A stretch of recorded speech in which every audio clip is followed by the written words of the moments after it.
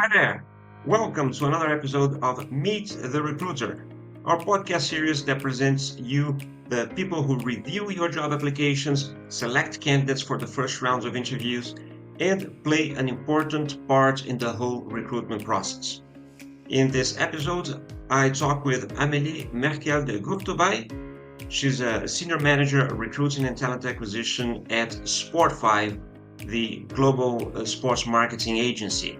And I'd like to invite you to watch this episode filled with invaluable advice. And by the way, Amélie and her colleagues from SPORTFIVE will be at this year's iWorkinSport convention and job fair, which will happen in Lausanne, Switzerland on May 9th. That's the place where you can meet recruiters from several top sports organizations face to face, including having actual job interviews. If you'd like to guarantee your place, you can register now. There's a link on the description of this video, or just point your mobile camera at the QR code that we'll be showing somewhere here on the screen, and that will take you there. For more information, you can also go to iWorkinSport.com/job fair. We Work in Sport community members have discounts to the job fair and other events. So if you'd like to join for free, go to weworkinsport.com. If you're interested in this type of content, in learning from people hiring in sports as well as other accomplished sport business professionals, please hit the like button, subscribe to the channel, and if you'd like to be notified when we drop new videos, also click on that bell icon. Also, if you know anyone that might be interested in this type of content, I ask you to share this video with them via WhatsApp or any other way. All right, that's it. Let's go to the interview. All right, so Amélie, welcome to the show. Thank you so much for being here. I'm looking forward to this conversation with you. And I think the best way for us to start is maybe for you to give us a quick summary of your professional career so we can get to know a little bit more about you, and then we go to the other questions. Yeah, great. Hi, Joe. Thank you for having me on this podcast. I can say a few words about my path, my professional path. It's quite non-linear actually, because I started. I'm French, and I've been working now in Germany for 10 years. I worked before in Switzerland for 5 years in different industries and capacities. And so I started in recruiting 5 years ago, and I've been leading the recruiting team at SPORTFIVE for 2.5 years now. So it's I've had a very, not linear path, and a very instructive also, not to be only in recruiting, but have different perspectives on the roles, and now coming to recruiting. Is it any different to work in sports with recruitment in sports than it was in your previous role? Or is very much the same type of job? So I got to also work with very different industries like energy or engineering or some things like that. And when I got to know sports industry, because SPORTFIVE was my first experience in the sports business, I really enjoyed it and liked it because it's less formal, I would say. It's quite open-minded and modern, so rather informal. And also, I think you have this very important aspect that a lot of people that you work with are passionate about their job, and they might be fans from the teams they work with. So it's something that really transpires in the work culture and the company culture, and this, it's a very emotional area. So I think this is something that really transpires into the work. I wanted to know actually what are the roles that are most in demand at SPORTFIVE, right? Or even in general, if you have information about that. But I think we can, before you answer that, if you want to explain a little bit more about SPORTFIVE. There was some info in the introduction, but maybe in your own words, tell us a little bit about the company. Yeah, so SPORTFIVE is a sports marketing agency. So basically, our business is that we bring the rights holders and the brands together in different marketing areas. So we work in very different area of the sports, with different types of sports. It might be in Germany, of course, football is very important, but it might be also winter sports, esports, handball, tennis. So it's a very broad topic also. Yeah. We I think it's are important to mention that you have global offices, right? And not, I think you're originally from Germany, right? But you're present in many different countries. Yeah, that's right. We are 1,200 people globally. We have offices. Well, I'm in Hamburg at when the global offices also, but we are present also in UK, in France, in Spain, in the US, in Singapore. So very broad geography also. Great, great. And what would you say for those that are maybe considering, would like to look for jobs at SPORTFIVE? What are the roles that are most in demand lately? The typical roles that we recruit regularly are sales roles, and might be direct sales, direct approach, after sales, sponsoring, also premium partnerships, global roles, but also local roles, and yeah, in those sports, in the different sports that I mentioned earlier. But we have also, of course, a lot of marketing, brand activation, brand consulting jobs, and like in any company, also corporate functions. Okay, okay, cool. And listen, so I very often get some people that approach me and they're kind of finishing school and they say that they would love to come and work in sport, maybe in 1 year time, 2 years time. So for those that are thinking of entering that industry in, say, in the near future, what do you recommend they do? Hmm. I think that the main thing is to gain experience in any way. So it might be internship, a first job, new projects in their current role. That's already taking the steps in the right in the desired direction. So showing also the recruiter that you have a project, you want to go there, and that's and not just doing the having the education and doing the masters and the bachelor, but also by gaining the experience, you will also start to build your own network, which might be also very good to have the right connections to start later in the right company or in the desired company. Yeah, yeah. Any advice, specific advice of how someone can do that if they don't have still like many contacts in sport yet, they just want to do it. Do you have any tip on that? Maybe going to an Um, event like the job fair could be a good one, but maybe yeah, another one. no, but yeah, really getting every taking every opportunity to get to the people. So we had as a company, we are always present at many job fairs locally. Last 2 weeks ago, we had in Hamburg a very important job fair, not sports fair, Spobis, and we invited 100 female talents for the occasion. And Right. so using these kind of occasions to get to know the people, get to know the communication channels, who you might be able to reach. So taking the opportunities that the employer offer and where they are present, yeah, that might be good starting point. Right. Thank you.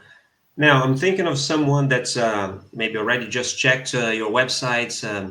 after this, just before watching this video, and they saw that there's a position there that they want to apply, I'm going to ask you for a few tips to help their job application to stand out.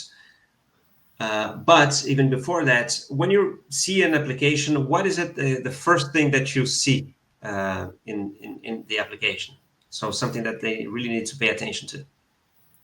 So I think it's quite clear to everybody that a recruiter has really less than a minute to check a CV.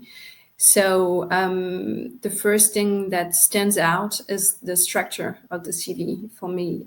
So you have to have a structure that makes the recruiter want to know more about your profile.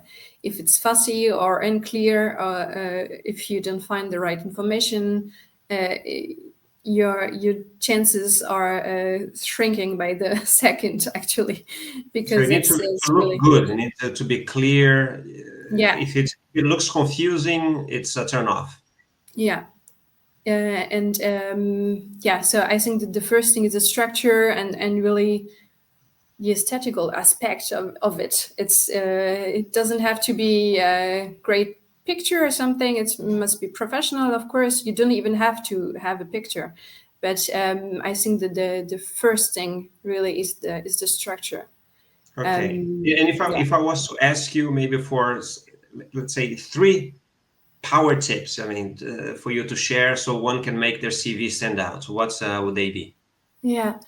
I think the main thing you want to understand is that you have to allow the recruiter to project himself or herself in your profile. So you and already building bridges between your profile and the role. So like maybe having a very clear catching line or summary on top of the CV. So you already underline what you've been doing and how your profile already answers some of the points of the job description. That's a good start. Then I would say already have some examples or figures underlining the success of the project that you had, and also don't underestimate the hobbies and the voluntary work category, because it can create a personal contact with the recruiter, the hiring manager, and it's a good start for a conversation. That's interesting. I would never think of that, the hobbies part. And what are the things that really kill the chances of a candidate? You already mentioned that a clumsy CV, if it's maybe too wordy or it's not so, I mean, it doesn't look good in terms of layout, it's a turn off. But anything else that you actually stop to read the CV and then it's a no, it shouldn't be there? Yeah. So if it seems to be like a copy paste CV that was sent to 50 different roles and is not actually related to the position you're offering, that's not a good starting point. And basically, if you don't have the important information, contact information, that's already a killer for the. Well, sometimes you get the CVs that the person puts the name but Yeah, forgets to yeah, put yeah. their email, for You instance. don't know what we everything we have, but or something that's too full. Well, the person has 2 years of experience, but already has done all the jobs. That's normally not a really good sign either. Yeah, that part of having the CV that really relates to the job role is something that I always, touch on whenever I can, because I think still a lot of people think that they have a CV with a list of things that they did, and that's what they send out, right? Whereas, I mean, at least what I tell people, what I hear, maybe I'm asking your opinion as well, if you agree, is that you should probably have one different CV for each job that you apply, because what you need to put in your CV is the information that corresponds to the job that you're applying for, plus maybe a hobby or two, as you mentioned, to create some connection.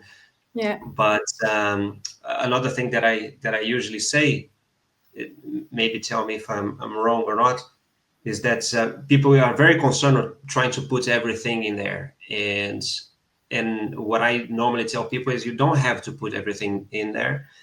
Um, the CV is not going to get you the job. The CV will get you the interview. So sometimes, Mm-hmm. if not everything is there, you create even some curiosity in the recruiter. It might be even an advantage for them to want to talk to you more.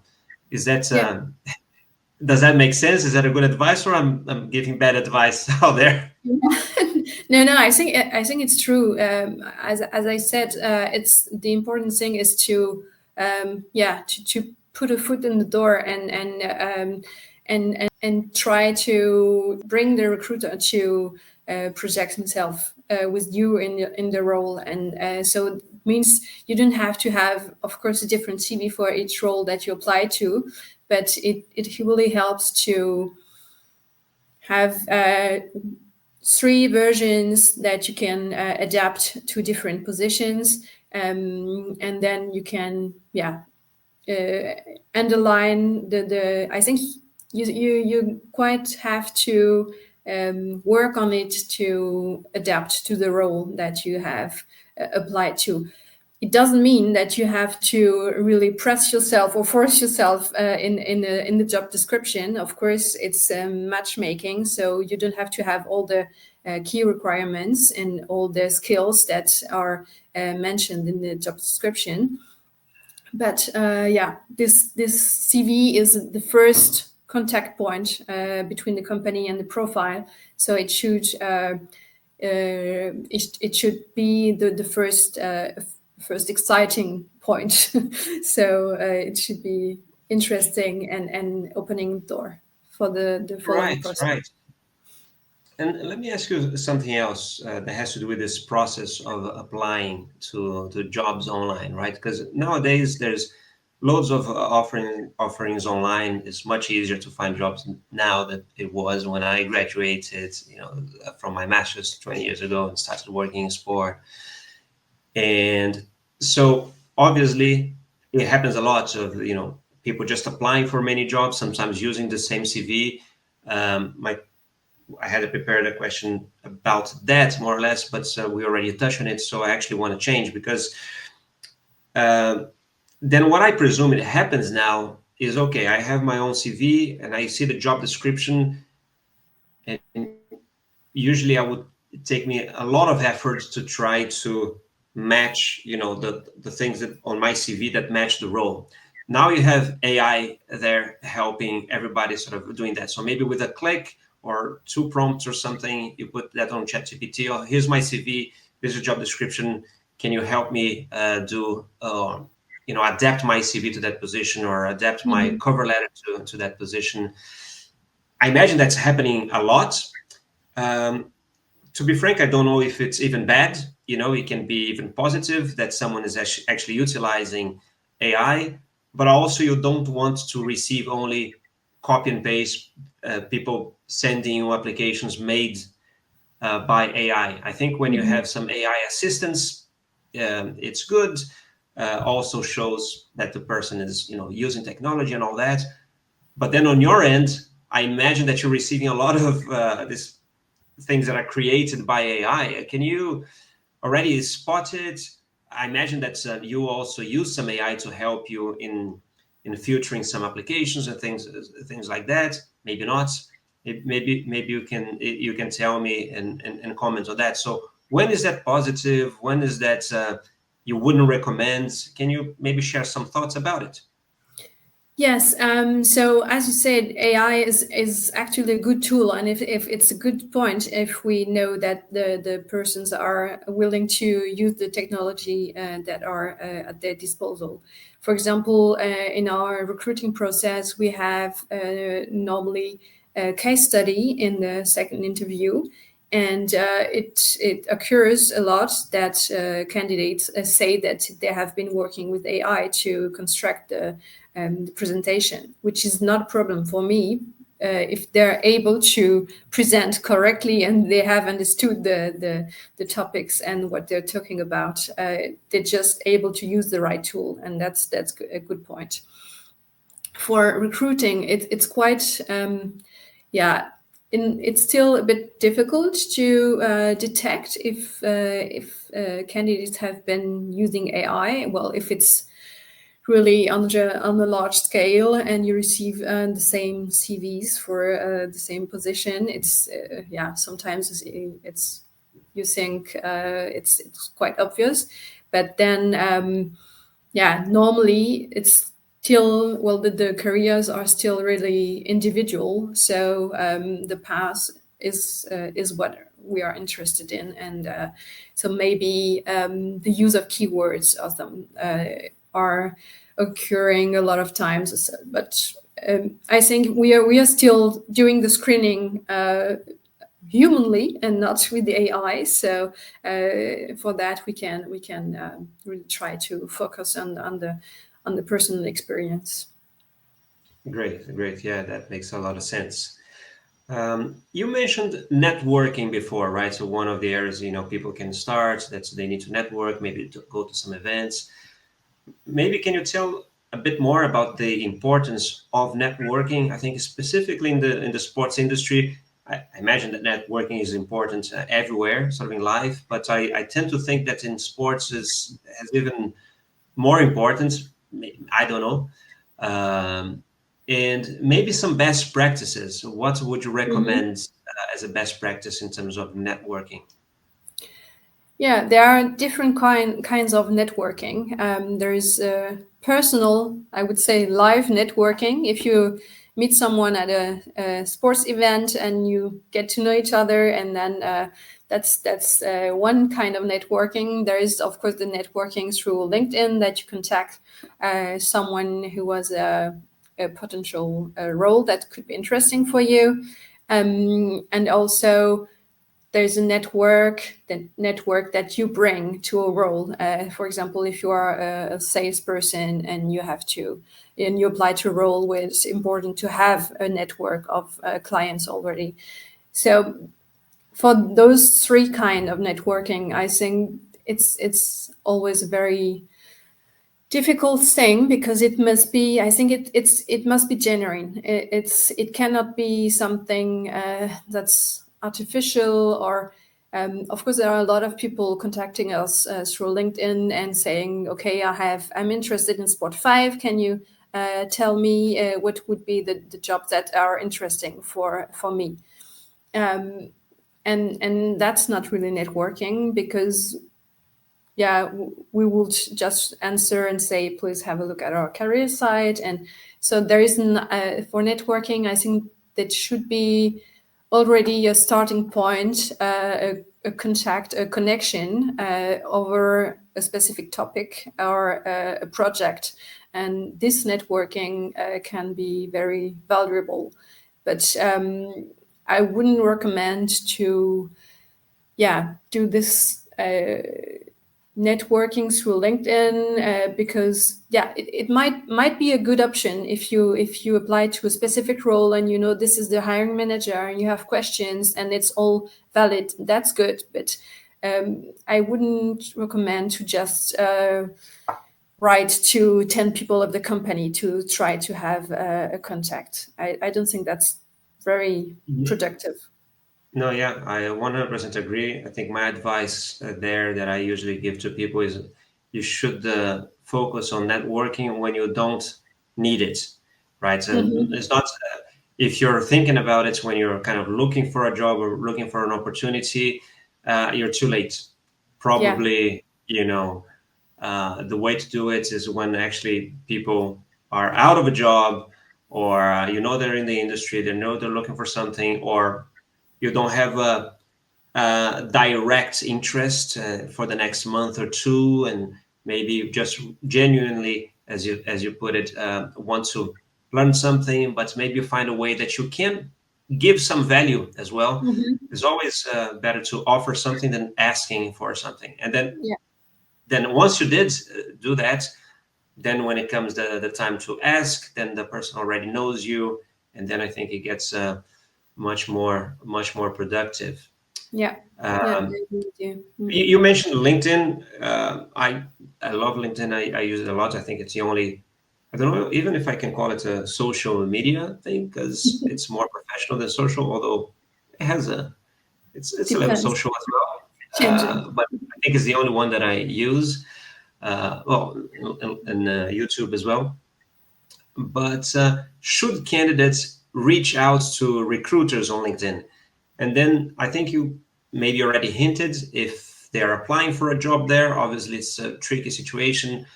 But say that I'm not applying for a job in Sport5, but oh, this is an interesting company. I would like to know more.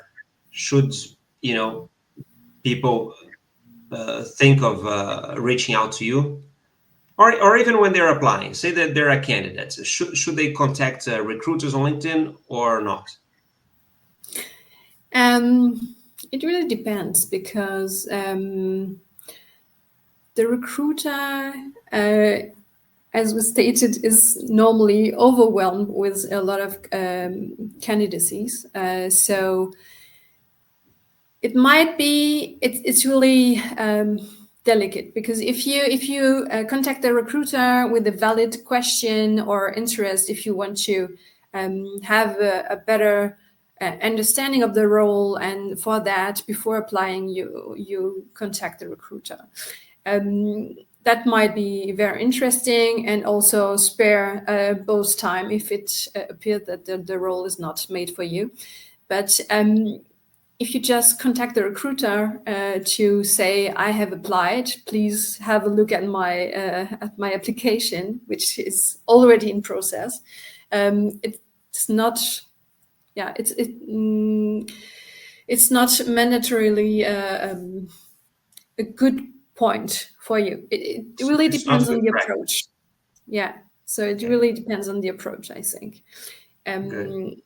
It might be interesting to contact when the information is given, to contact the hiring manager, because they're also, of course, very involved in the process and have other insights on the role, and so you can ask different questions to them. Of course, LinkedIn is also, I think, a delicate matter, because it's a personal tool. So you use it for your own use, your private use, but also as a display of your professional profile. So Yes. some people use it and have no problem answering every messages from candidates to potential clients. Other are very, well, much more prudent and don't reply. So it's yeah, getting ignored is one of the risk. But yeah, it might be Yeah. it can be a very useful tool, but be considerate about it. Yes, for sure, for sure. Well, let me take this opportunity and try to keep trying to get a few more tips for people that are actually applying for jobs. And we mentioned a lot the CV. You already shared some good tips about it, but one aspect of it is the cover letter. First, for Sport5, do you always request cover letters, or is it No, sometimes is it optional? You don't do that anymore. How does that work for Sport5? it's really optional. You have the possibility to send a cover letter along with a CV. It's really, I think, a matter of appreciation, because, well, I'm French, and it's not so much used anymore in France. In Germany, I would say it's still quite used, but it's really, I think, and then in the sports industry, it might be less used than in other industries. So it's really something that is at your personal appreciation. And if you, I would say, you can send a cover letter if there is an added value. If it's just to repeat your CV in a different form, that's not useful, and you can just send your CV, and we can also have a look at your LinkedIn I will profile. ask you in terms of that, if someone decides to write a cover letter, do you have some best practices to share? I mean, some tips of how they should do that? Because I imagine that sometimes it's just a repetition of the CV. You said that that shouldn't be the case. Maybe some are maybe too long. It should be shorter. Anything that you can share on that? Yeah, I think it's better when it's short and not too formal. It might be a good occasion to explain a project that you've done that's relevant for the role. Like put a spotlight on something, but not really. Yeah, if it's too formal, it's not really an added value, I would say. Okay, all right. Right. So the person found the job and already maybe connected with the recruiter or hiring manager or not, prepare the CV, prepare the cover letter, send that in, and his or she is invited for an interview. Mm-hmm. So, can you give maybe, again, I'll ask you for three, say, power tips for candidates to excel at a job interview? Yeah. Well, I think the first obvious thing might be to be prepared. So it means not only knowing your profile, but also knowing the role. You know that you would be asked about the job description and the main points of the job description that you liked. So be prepared for those questions that you know will come. Also be prepared for the context, if it's an online interview or if it's a personal interview. That are different things. For the online interview, you have to also be prepared with the technique. You don't want to be stressed at the last minute to have to upload an update of Teams at the last moment. And if it's in person, also be prepared in the dress code. Perhaps you can ask. Normally, if you don't know, if you're not sure about how to dress, so have those technical points and details also prepared in advance. And the second thing I would say is try to really talk on the same level as the hiring manager, the recruiter, the people of the company that you will be talking to. I think we really, as you know, we're in a candidate-driven market. It's not anymore that the company or the hiring manager looks down to the candidate and it's like a very thorough interview. It's really like, I think, a conversation, and this is a conversation where both parties should be treated equally, and also find where the matching points are. So you have to present yourself as you are, and your skills and your strengths, but also not force yourself into a job description, because otherwise, I think it's not sustainable. It will appear quite quickly that even if you get the role and you start the job, and then after a few months, either the company or you will find that it's not the right fit. Yeah. The last thing I would say is don't forget to bring relevant examples. Be concrete about what you've been doing. You can, of course, ask questions, but really, I think it's really important to have a good understanding of the role and the team and the objectives that you will have to fulfill. So ask all the questions you have to on those topics. Yeah, I always tell people that they really do must ask questions too. Um, Now, so we did the application, a CV, cover letter, invited for interview, maybe 2 rounds, 3 rounds. They come through. they get an offer, right? They got an offer, and then there is that part of salary or a compensation negotiation. Um, so once someone receives an offer, what are the best practices for someone to get the best deal possible from their new employer? Mhm. It's, they must accept the offer, otherwise they're out. There's rooms to negotiation. Um, is it possible to negotiate on salary? Maybe salary not, but maybe some other benefits. What advice could you do or Yeah. give? Sorry. I think the first thing would be to address this topic early in the process. Well, normally this is something, well, at Sport5 we do this, that we talk about this in the first interview so that there's not disappointment further on. So already know what is the range for the salary, so that if you're already 20,000 above asking, that might be a very good reason to interrupt the process early on. I think that the second mistake that you could make in this situation, if everything is good and you get an offer, would be to force too much, to think, okay, there is, I think, a bit of miscomprehension in the sports industry that there is a lot of money and that the company is sitting on the money and not willing to give the salary that the person deserves. Of course, that's not true. We have a budget, so if, like in any company, there's a budget and a range of the salary for the position. So of course there is the margin to negotiate, but don't come too strong with your asking. And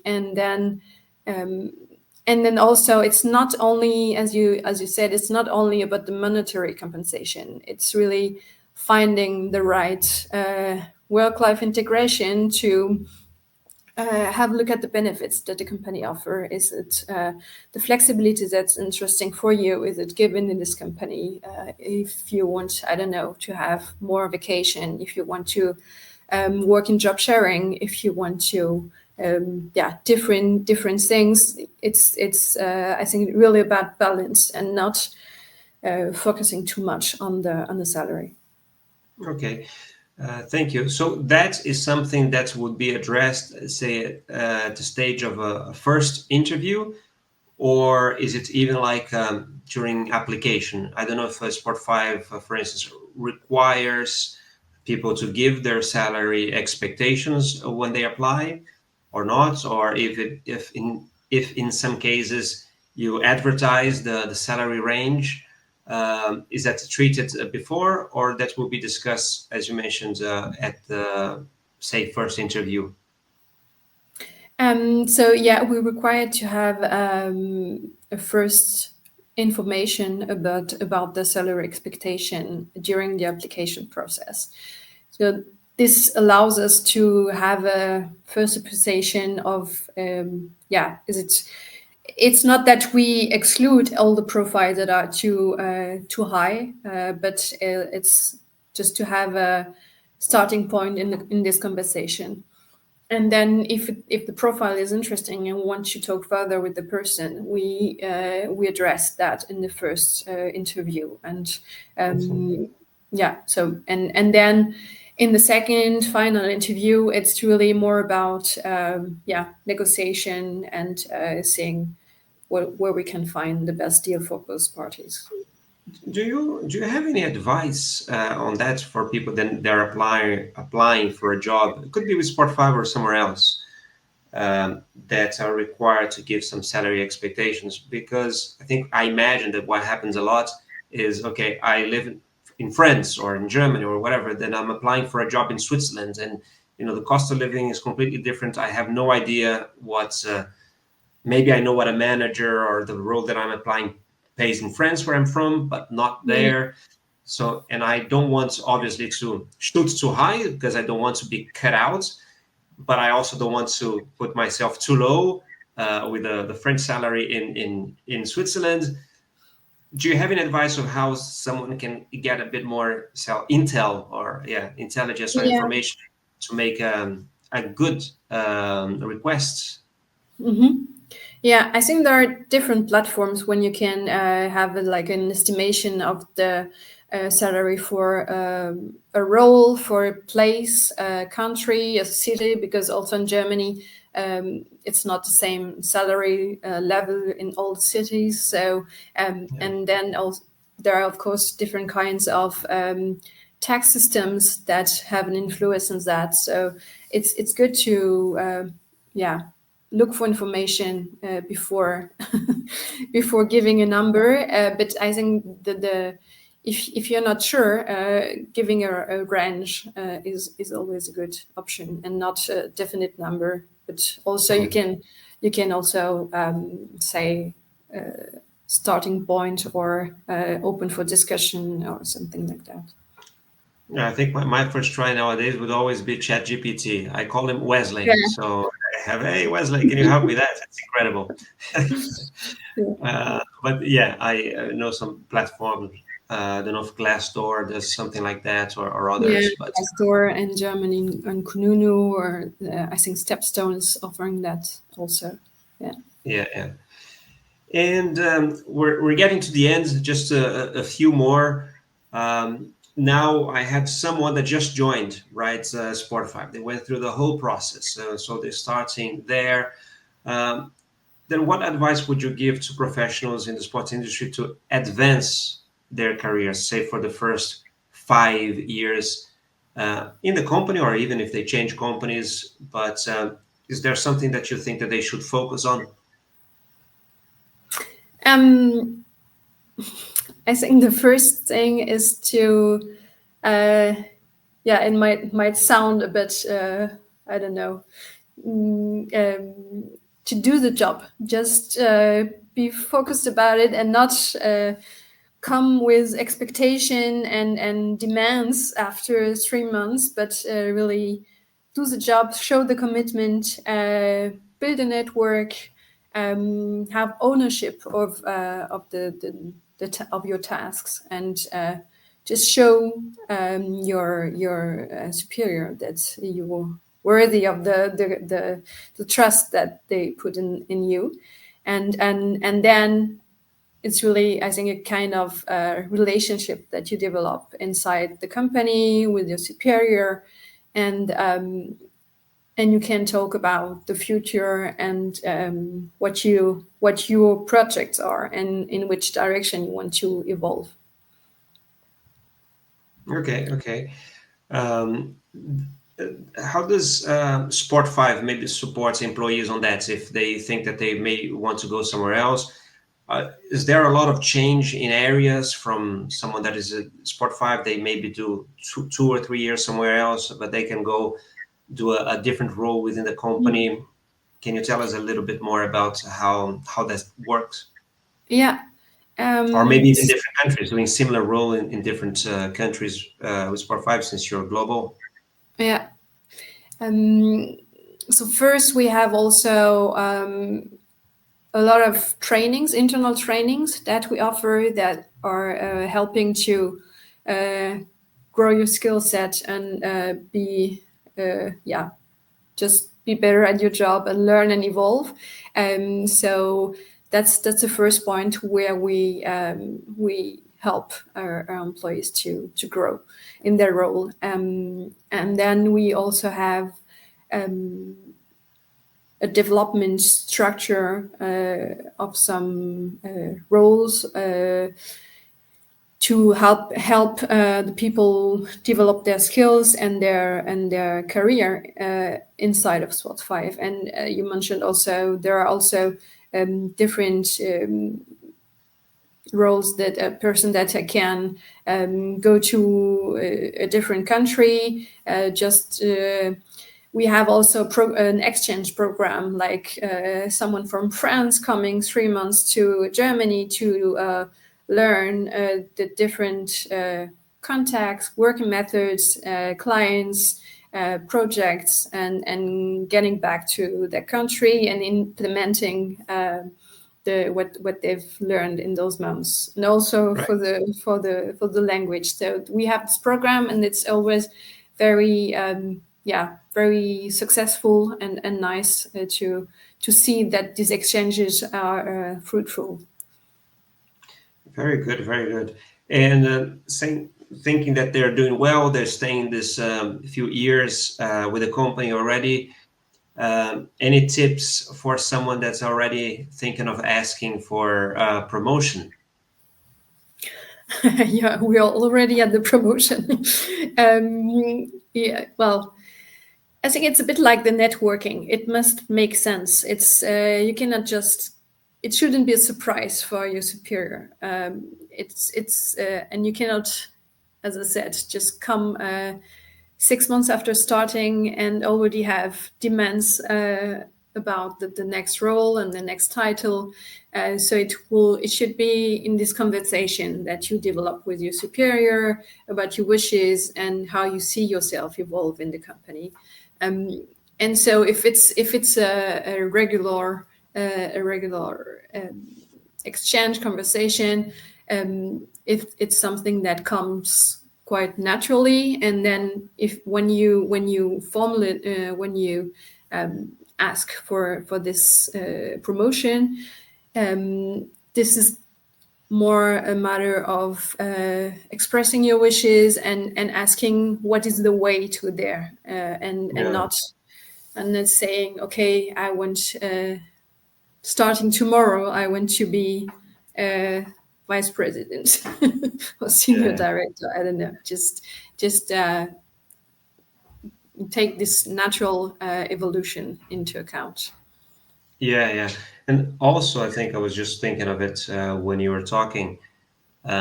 Maybe just like when someone applies for a job, and this is also something I tell people, and you probably have that a lot, that sometimes people focus on why they should work for the company is because I love sports, because it's my dream, because it would be great.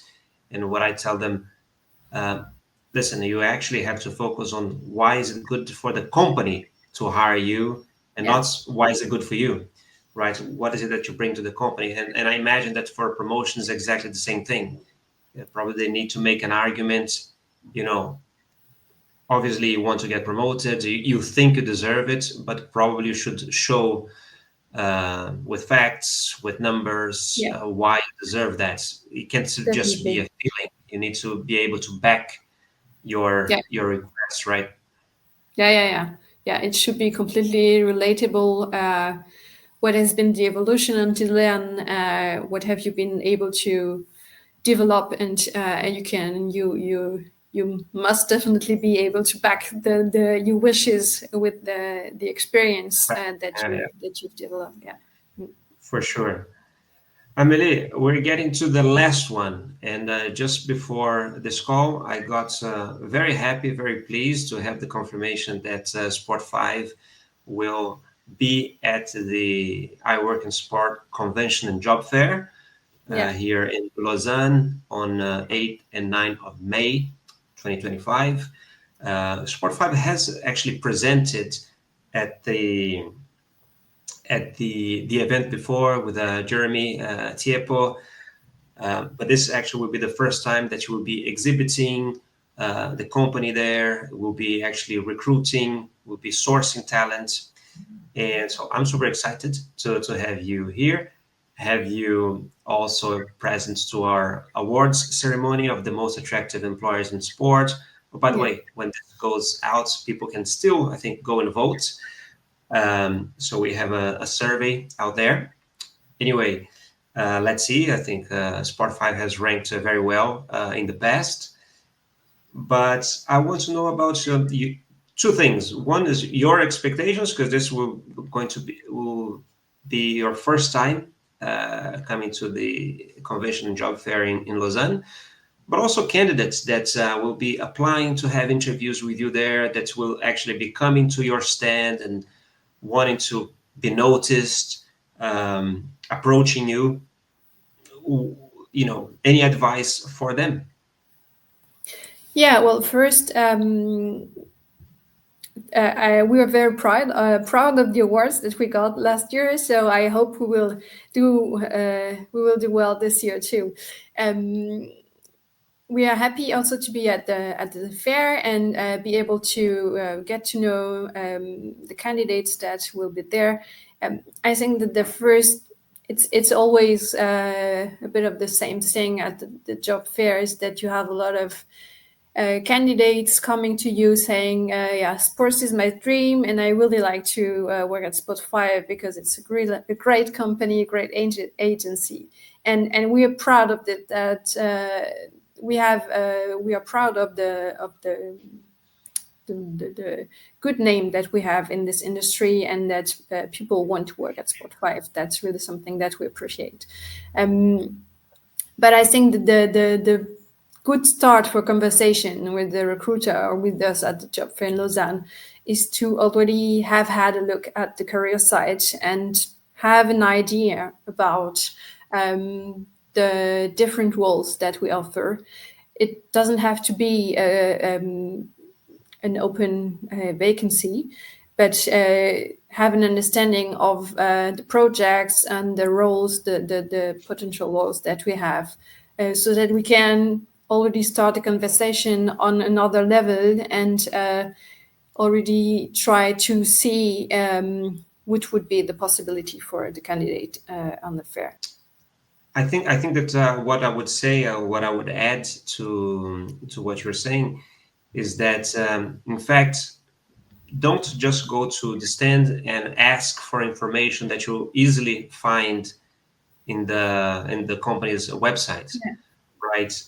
Take time. You already know that they will be there. You can do some research, get there. So, I mean, what I tell people, I don't know if you agree, again, because we didn't talk about this before, but one thing I tell people is that you only have one chance to make a first impression, right? So if you waste that by going and meeting someone like Amélie or other recruiters and ask something like they will tell you, you can find this on our website, it's a waste. You're not going to make a great first impression. If you do some research, if you read that SPORTFIVE's signed a nice deal recently, just before the fair, and you can mention that, you can maybe ask, how is that impacting their job as a recruiter or something like, I don't know, come up with something, then it's much more likely that they will remember you, that you'll make a good, first impression.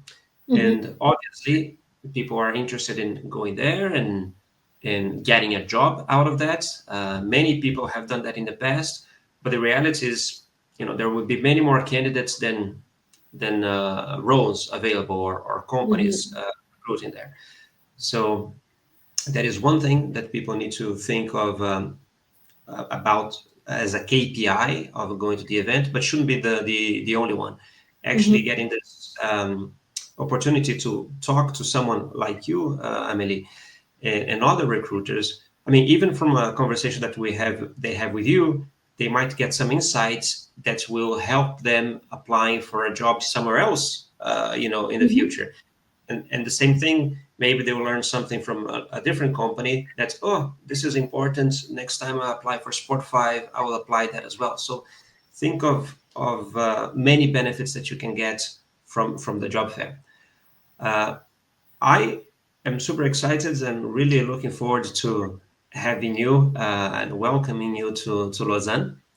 Right. And I want to say a big thank you for doing this and participating in this uh, interview, so the Meet the Recruiter, this podcast. I hope you enjoyed it. And I don't know, is there anything else that you'd like to say that maybe I should have asked you, or any message that you want to leave before we go? I think we covered a lot of topics. I just want to thank you for inviting me, for having me for this conversation, and yeah, I'm excited to be in Lausanne and to get to meet all these very interesting persons and candidates. That's great. That's great. Okay. Thank you, Amélie. Thank you, everyone. And we hope to have a new episode of Meet the Recruiters soon. See you soon. Bye bye. Bye bye.